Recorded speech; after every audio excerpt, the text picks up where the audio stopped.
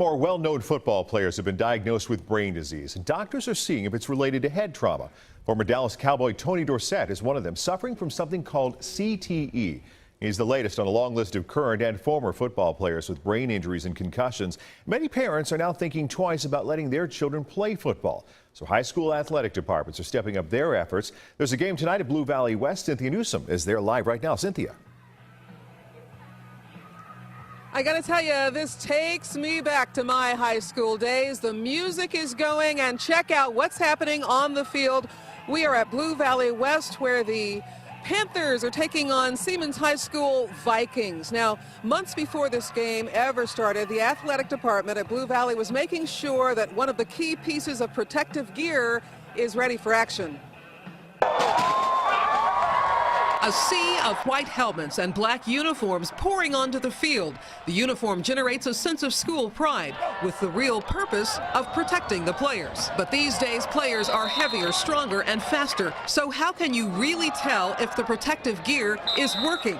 In the Blue Valley School District, football helmets get a regular checkup. Once the football season concludes, we have an industry expert look at each of our helmets. They're shipped off to the manufacturer. Helmets older than 10 years are trashed. If they're cracked, they're trashed. But if it's still good, it's refurbished to meet safety standards. And there's a way parents and players can tell. There'll be a sticker on the outside of the helmet that'll say recertified by, and it'll have the name of the company that did it. There's another sticker inside the helmet under the padding, and the fit of the helmet is something else parents can check. To remove a helmet, you should literally have to pull the ear holes apart to raise off the head.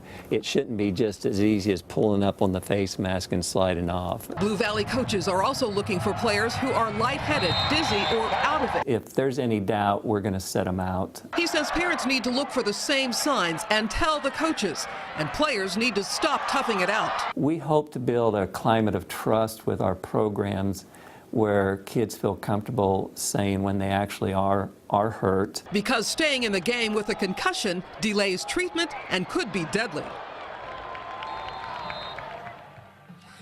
Now, the athletic director admitted to me that even the very best helmet cannot prevent 100% of concussions, but with coaches and players and parents all working together, they can at least reduce the number of concussions and get early treatment for those players who do suffer concussions. So let me bring you up to date on this game. Right now, it appears that Siemens Vikings are leading 3-0 against the Blue Valley West Panthers. Reporting live, Cynthia Newsom, 41 Action News. All right, Cynthia, thanks. Now, ESPN reported that a National Academy of Sciences study looked at concussions in high school athletes. Now, for every 10,000 games, there were about 11 concussions. The next sport down, the next highest sport, lacrosse, with about 7 injuries for every 10,000 games. Finally, the lowest ranking was baseball with only 1. Some experts say the study was too small and actual numbers are higher.